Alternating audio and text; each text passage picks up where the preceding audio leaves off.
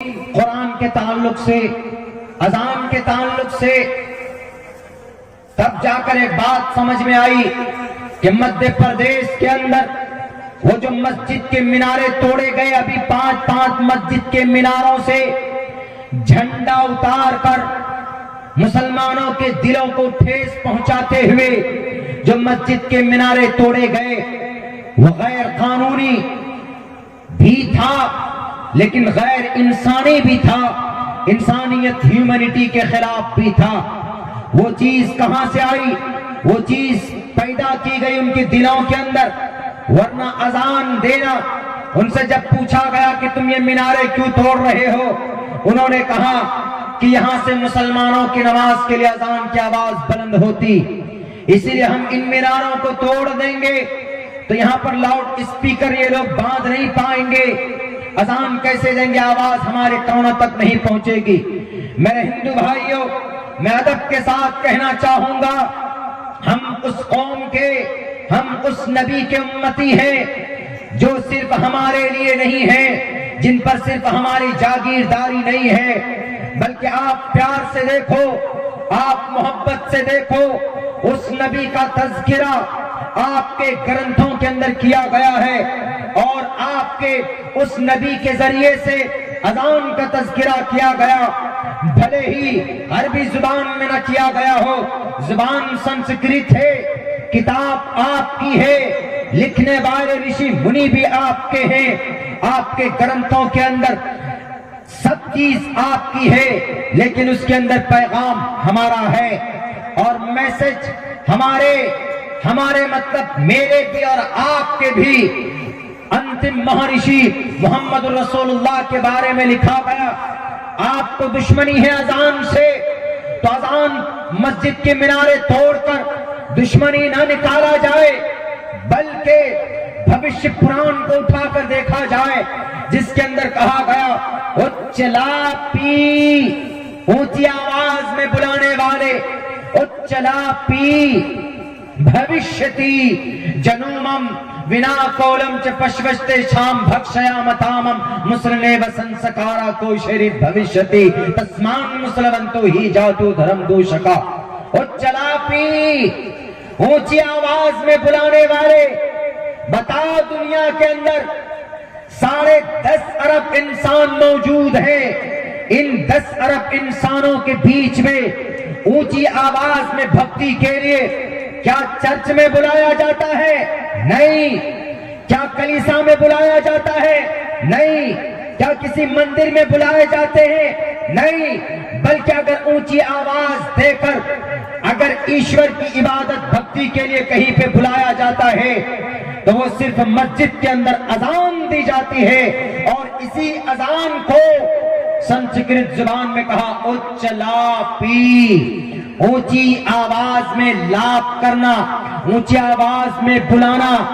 اور کیا بولتے ہیں ہم لوگ اذان میں؟ حیا علی الصلاۃ، نماز کی طرف آؤ، حیا علی الفلاح، کامیابی کی طرف آؤ۔ کوئی بری چیز نہیں ہے۔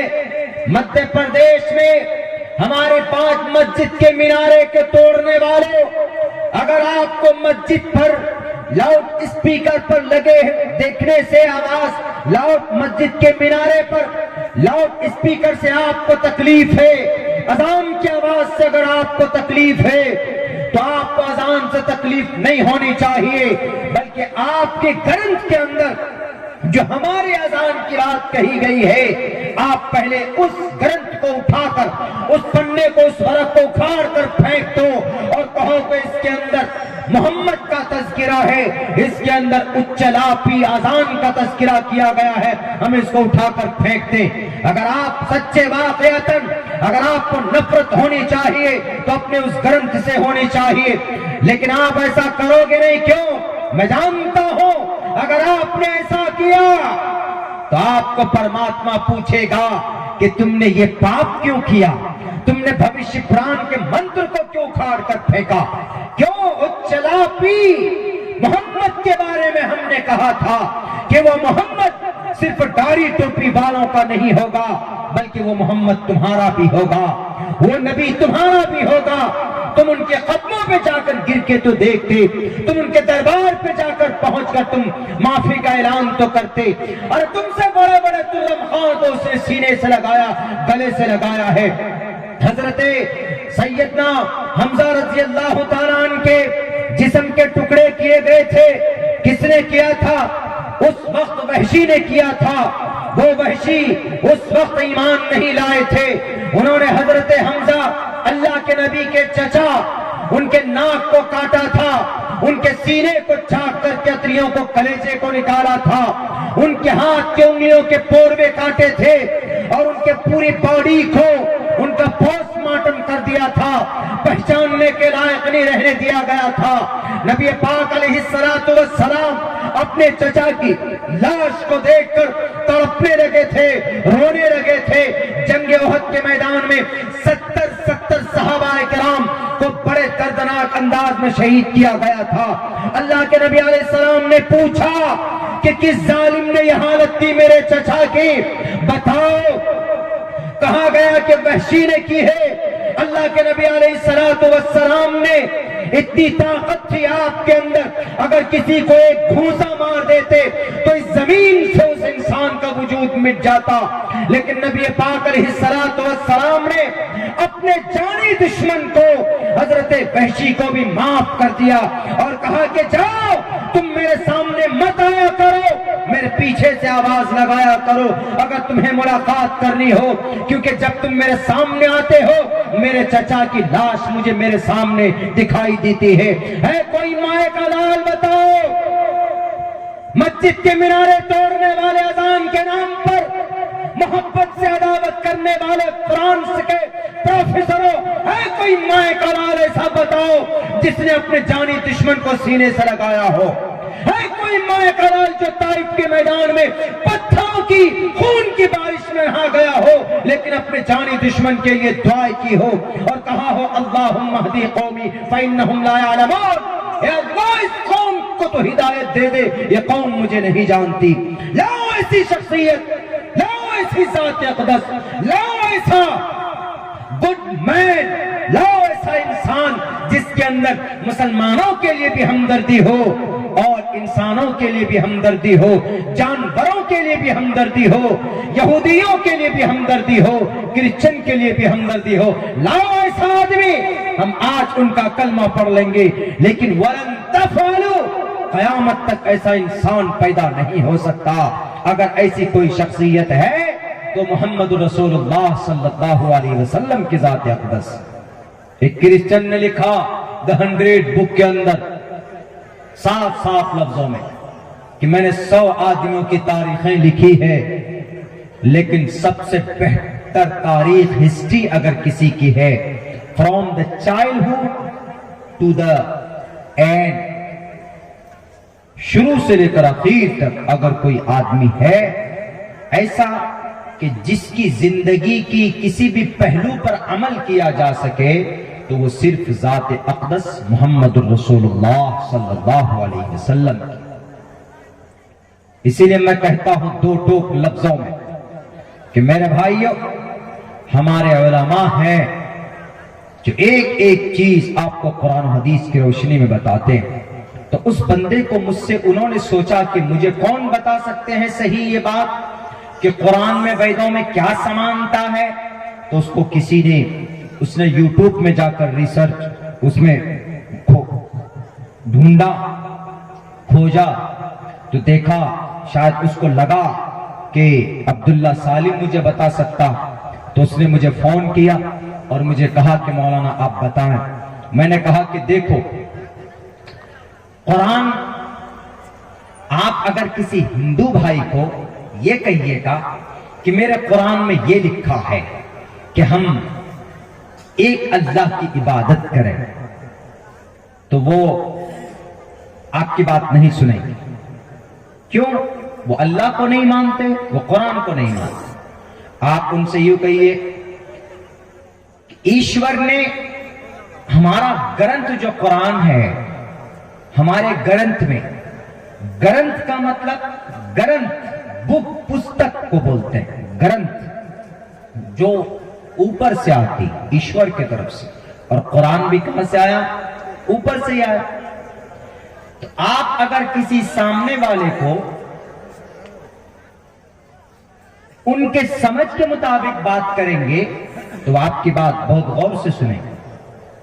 آپ کسی بھی ہندو بھائی کو سامنے رکھ کر کہو کہ اللہ نے قرآن میں کہا محمد رسول اللہ والذین معہ اشداء علی الکفار رحماء بینہم،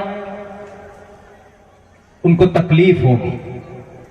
ہاں لیکن آپ ان کو یہ کہو کہ ایشور پرماتما پرم شکتیمان نے اپنے گرنتھ میں کہا ہے محمد کے بارے میں، انتم مہرشی کے بارے میں، انتم اوتار کے بارے میں، انتم مطلب آخری نبی کے بارے میں کہا ہے. کیا کہا ہے؟ آخری نبی آخری اوتار کے بارے میں کہا یگیم پرچچام یمم ستتتوتو نبوستی کورتم پرویم گتم کستد بھارتی. خلفائے راشدین کے بارے میں بھی کہا ہے چتربھر بھراتری بھر دیو کرشیامی کلکشیم. آپ ان کو اگر اس طریقے سے بات کریں گے تو آپ اگر کھڑے ہیں تو اس کو آپ کو بستر دیں گے، بٹھا کر کہیں گے کہ بھیا ذرا اور بھی سناؤ. وہ سنیں گے. آپ اسی وقت کہیے ہمارا ایشور ایک، ہمارا انتم اوتار یعنی آخری نبی پروفیٹ محمد صلی اللہ علیہ وسلم. محمد صرف مسلمانوں کے لیے نہیں، وہ سمپورن جگت کے لیے. اسی لیے کہا گیا جگت پتی اشیناس دود امن اٹھیشوریہ گننوتہ، بہت ساری وشیشتائیں اس کی ان کے اندر تھی. یہ چیز کون بتا رہا ہے؟ یہ چیز جب تک ایک پڑھا لکھا جانکار آدمی نہیں ہوگا، جب تک اس گرنتھ کا عالم نہیں ہوگا، قرآن کا عالم نہیں ہوگا، وہ نہیں بتا سکتا. ہم سے بہت لوگ پوچھتے ہیں کہ مولانا چترویدی کا کورس کہاں سے کیا؟ چترویدی کا کوئی کورس نہیں ہوتا. آپ بھی چاہیں تو آپ ویدوں کو پڑھ سکتے ہیں. ہمارے سماج میں جو بچے فیس بک پہ ٹائم پاس کرتے ہیں، ہمارے سماج کے بچے جو اناپ شناپ نعرے بازی کرتے ہیں، جو واٹس ایپ فیس بک پہ چیٹنگ کر کر اپنی زندگی گزار رہے ہیں، برباد کر رہے ہیں، اگر ان بچوں کا مطالعہ کا شوق ہو جائے، قرآن کریم کی تلاوت کا شوق ہو جائے، محمد رسول اللہ صلی اللہ علیہ وسلم کی سنت جاننے کا شوق ہو جائے، تو میرے بھائیو اللہ کے نزدیک عالم بننا، نیک بننے کے لیے عالم ہونا ضروری نہیں ہے. نیک بننے کے لیے، نیک ہونے کے لیے گناہوں سے بچنا یہ ضروری ہے. پتا چلا بہت بڑے عالم دین ہیں، بہت بڑے دانشور تو ہیں، لیکن ہم گناہوں سے نہیں بچتے ہیں تو اللہ تبارک و تعالیٰ کے نزدیک ہماری دانشوری کوئی کام نہیں آئے. ایسے نہیں بنے تھے بڑے بڑے اولیاء اللہ، پیران پیر. معین الدین چشتی کی شکل کو دیکھ کر ایک غیر مسلم مجبور ہوتا تھا کلمہ پڑھنے پر. شیخ عبد القادر جیلانی کی زندگی کو دیکھ کر بڑے بڑے ڈاکو اپنے راستے بدل لیتے تھے. وہ بہت بڑی بڑی کتابیں نہیں پڑھی تھی انہوں نے. ان کی زندگی کے اندر تقویٰ، زندگی ان کی سنت سے لبریز تھی. آج جو ہماری زندگی کے اندر سنت نہیں ہے، ہماری زندگی کے اندر ہمیں نبی پاک علیہ الصلوۃ والسلام سے محبت ہم نہیں رکھتے ہیں، بلکہ بس نام کے مسلمان ہیں. تو میرے بھائیوں، جس کی بنیاد پر آج ہم ذلیل اور رسوا ہو رہے ہیں، اس لیے میں کہتا ہوں نوجوان طبقے سے، ایک بڑا دانشور نیک بننے کے لیے آپ اپنے علاقے کے جان جو علماء کرام ہیں، آپ کے سماج کے اندر جو پڑھا لکھا طبقہ ہے، آپ ان کے طرف رجوع ہوئیے اور آپ ان سے دین کی جانکاری حاصل کیجئے. یہ چیز آپ کی شریعت کے اندر ہے. اگر آپ کوئی دین کی بات سیکھنے کے لیے جاتے ہیں، نبی کے بارے میں جاننے کے لیے جاتے ہیں، علماء کرام تو کئی دن کا سفر کر کے تعلیم حاصل کرنے کے لیے پہنچتے تھے تب جا کر ان کو ایک ایک اللہ کے نبی کی سنت وہ حاصل کرتے تھے, اللہ کے نبی کے حدیث حاصل کرتے تھے. آج تو الحمدللہ ہمارے ہر طرف مدرسے ہی مدرسے ہیں, مکتب ہی مکتب ہے, علماء کرام ہی علماء کرام ہیں. آپ جدھر جائیں گے تو وہاں پر آپ کو قرآن و سنت کی, صحابہ کرام کی, اولیاء اللہ کی ایک بڑی جماعت آپ کو دیکھنے کو مل جائیں گی. اس لیے میں کہتا ہوں کہ 100 بار اگر ہم شکریہ ادا کریں تو کم نہیں ہے میرے بھائیوں, اس لیے کہ کم ہوگا, اس لیے کہ ہر طرف علماء کرام کی تعداد اپنے دروازے کھولے بیٹھے ہیں کہ آئیے جس کو بھی چاہیے جو جانکاری وہ لے سکتا ہے. وہ بندہ مجھے فون کر کے کہتا ہے اتنے دور سے, ہم نے بتایا ان کو, ہم نے کہا کہ بتاؤ, ایشور نے کہا اپنے گرنتھ کے اندر ایکو دیوہ سرو بھوتیشو گوڑہ, اور یہی بات قرآن کریم کے اندر کہی گئی قل هو اللہ احد اللہ الصمد. بتاؤ کہ یہ ایشور کا فائنل ڈیسیزن ہے اور تمہارا جو وید ہے یہ بھی ایشور یہ گرنتھ ہے. اس میں بھی ایک ایشور کی بھکتی کہی گئی, اس میں بھی ایک ایشور کی بھکتی کہی گئی. اس میں آخری انتم مہرشی کے بارے میں بات کہی گئی قرآن میں, ویدوں کے اندر بھی وہی بات کہی گئی. جب صاف چیزیں میں نے لکھ کر پیش کی تو ان کا جو پروفیسر تھا وہ خوش ہوا کہ واہ وہ چیز ہم کو مل گئی جو ہم کو اپنے ویدوں میں دکھنا تھا. یعنی وہ اپنے وید کو نیچا نہیں کرنا چاہتا تھا, ان کے لٹریچر کو ایکسپٹ کیا اور سب کے سامنے پیش کیا گیا کہ جتنے بھی لٹریچر لکھے گئے, آرٹیکلز لکھے گئے, ان تمام میں سب سے بہترین آرٹیکل اس لڑکے کا ہے جس کا نام فلاں فلاں ہے. سب سے بہترین کیوں؟ اس کے اندر تذکرہ قرآن کا تھا, اس کے اندر تذکرہ محمد رسول اللہ کا تھا, اس کے اندر تذکرہ صحابہ کرام کا تھا, اس کے اندر تذکرہ اولیاء اللہ کا تھا. اسی لیے میں کہا کرتا ہوں کہ میرے بھائیوں, آپ اپنے بچوں کو تعلیم ضرور دیجئے, دینی تعلیم بھی دیجئے, دنیاوی تعلیم بھی دیجئے. دینی تعلیم اس لیے ضروری کہ آپ نماز کیسے پڑھیں گے, زکوٰۃ کب دیں گے آپ, حج کب فرض ہوتا ہے آپ پر, یہ چیزیں ضروری ہیں. اور یہ اس کے ساتھ ساتھ میں پھر اکیڈمک کوالیفیکیشن دیجئے آپ. اکیڈمک کوالیفیکیشن مطلب دنیاوی تعلیم. دنیاوی تعلیم کو کوئی غلط مت سمجھیے. دنیاوی تعلیم ماڈرن ایجوکیشن جس کو بولتے ہیں, it's very very compulsory also. اگر آپ if you don't have, you are not educated person, تو definitely you will be, آپ ہر جگہ پر ہار جائیں, ہر جگہ کے اوپر آپ تقریباً ذلیل رسوا کرنے کی کوشش کی جائے.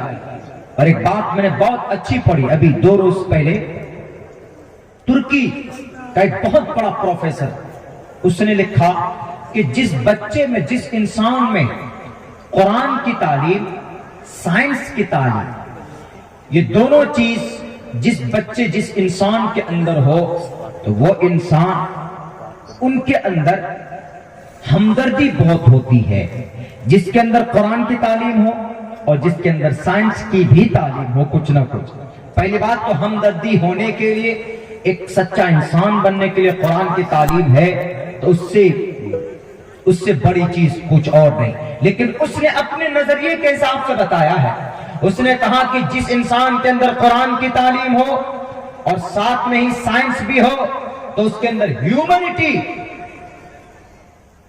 مانوتا کوٹ کوٹ کر بھرا ہے. صرف گرو کی بات کہنے پر یا صرف راج نیتاؤں کے اشارے پر کسی کے اندر ہمدردی نہیں آتی ہے. سماج کے لوگوں, دانشور طبقہ, ایک اچھے خاصے لوگ, ہم لوگ یہاں پر بیٹھے ہوئے, دیکھیں سماج کی ترقی کسی نیتا سے نہیں ہوتی, گاؤں کے اندر خوشحالی کسی M P M L A سے نہیں ہوتی, بلکہ سماج کے اندر ترقی جبھی ہوتی ہے جب سماج کا بچہ پڑھنے لکھنے لگتا, جب سماج کے بچہ ایجوکیشنل فیلڈ میں جاتا ہے, تعلیمی میدان میں جاتا ہے, تبھی سماج کی ترقی ہوتی ہے. ویسے نہیں ہوتی. کسی سے امید مت لگائیے کہ کوئی آپ کا بھلا کرے گا. ہر آدمی کو اپنی اپنی کرسی کی لگی پڑی ہے, ہر کوئی چاہتا ہے کہ اس کی کرسی بچ جائے.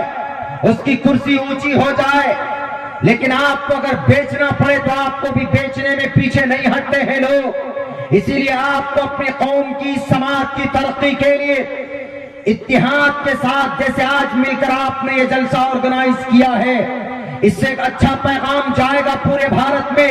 کون پہنچائے گا؟ یہ عبداللہ سالم پہنچائے گا، آپ کے میڈیا والے پہنچائیں گے کہ مشترکہ مجمع ہے پٹاس پور کے اندر، یہاں کی کمیٹی نے مل جل کر پروگرام کیا اور اتنی اتحاد، اتنی اتفاق، اتنی بھائی چارہ محبت، بلکہ المسلم کا جسد واحد، یہاں کے مسلمان ٹوٹل ایک جسم کے مانند ہیں، کسی کے اندر کوئی بھید بھاؤ نہیں ہے۔ اگر آپ متحد ہیں تو آپ طوفان کے رخ کو موڑ سکتے ہیں، اگر آپ متحد ہیں تو آپ پہاڑوں سے مقابلہ کر سکتے ہیں، اگر آپ متحد ہیں تو آپ بڑی بڑی طاقتوں کے چہرے پھیر سکتے ہیں۔ اگر آپ بڑی طاقت، اگر آپ چاہتے ہیں کہ ہمارے اندر اسٹرانگ، ہمارے اندر مضبوطی آئے، تو میں سمجھتا ہوں کہ میرے بھائیو، آپ کے اس پورے علاقے کے لوگ جو اس جلسہ کمیٹی کی شکل کے اندر جڑے ہوئے ہیں، اگر متحد ہوں گے تو عبداللہ سالم کیا کوئی بڑا منسٹر بھی آ کر یہاں پر اگر آپ کے بیچ میں آپ لوگوں کو بے وقوف بنانے کی کوشش کرے گا، اگر آپ سب کی سوچ ایک ہوگی تو آپ کبھی بھی ایسا نہیں ہونے دیں گے آپ کی، بلکہ اتحاد ان کو یہاں سے بھاگنے پر مجبور کرے گا۔ اگر وہ کوشش کرے گا ارے یہ جو فلاں جماعت سے تعلق رکھتا، یہ فلاں جماعت سے تعلق رکھتا، لیکن آپ جب متحد ہوں گے تو میرے خیال سے اس کو اختلافی بات کرنے کی کوئی گنجائش نہیں ہوگی۔ اور جب مسلمان بٹتا ہے تو دشمن غالب آتا ہے۔ جنگ بدر کے میدان میں مسلمان متحد تھے تو ابو جہل کے سر کو اڑا دیا جاتا تھا معصوم بچوں کے ذریعے سے، وہیں پر جنگ احد کے اندر مسلمان بٹ گئے تھے تو اللہ کے نبی کے دانت بھی شہید ہو گئے تھے، 70 صحابہ کرام کو شہید کیا گیا تھا۔ اس سے یہ پتا چلتا ہے کہ مسلمان جب متحد ہوتا ہے تو کوئی مائے کا لال ان کا بال بیکا نہیں کر سکتی، کوئی ان کی قدموں کو نہیں ہلا سکتی۔ اس لیے پٹاس پور والوں، اس جلسے کی کمیٹی کے لوگوں، میں دل سے 100 دفعہ آپ لوگوں کو سلام پیش کرتا ہوں۔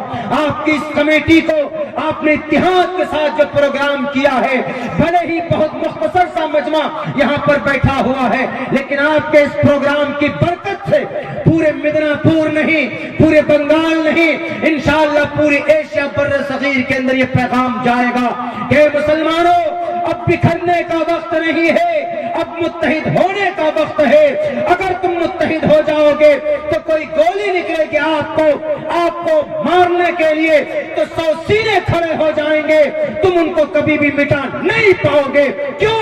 اس لیے کہ اتحاد کے اندر اللہ تبارک و تعالیٰ کی رحمت ہوتی ہے، اللہ کی طرف سے فرشتے آتے ہیں۔ جیسے جنگ بدر کے میدان میں 4000 فرشتوں نے آ کر محمد رسول اللہ کے صحابہ کرام کی مدد کی تھی، میرے یہ پٹاس پور والوں آج بھی انشاءاللہ اللہ تبارک و تعالیٰ کے طرف سے، بلکہ یہ رحمت ہے کہ آپ لوگ متحد ہو کر یہ کامیاب پروگرام کر رہے ہیں، اور دنیا کے اندر ایک سبق اور ایک اچھا پیغام جائے گا انشاءاللہ تبارک و تعالیٰ۔ یہ بہت ضروری نعرہ تکبیر، مولانا عبداللہ سالم چتربیدی، مولانا عبداللہ سالم چتربیدی۔ میرے بھائیوں، بس میں اتنا کہوں گا کہ اپنے بیچ میں اس بھارت کے اندر جو اسٹیٹس، جو حالات ابھی ہیں، وہ صرف یہ ہے کہ مائنورٹی کو ختم کر دو۔ ہم ان کا مقابلہ کیسے کریں گے؟ 2 راستے، ایک تو یہ راستہ ہے آپ کا اتحاد کا، اگر آپ متحد ہیں، اگر ہم نہیں بٹے کہ نہیں فلاں تو فلاں جماعت سے، وہ الگ جماعت سے نہیں، یہ بات نہیں آنی چاہیے۔ ہمارا کانسیپٹ، ہمارا عقیدہ اپنی جگہ پر ہے۔ اگر ہم اچھے ہیں تو اللہ ہم کو جنت دے گا، اگر ہم غلط ہیں تو اللہ ہم کو جہنم میں بھیجے گا۔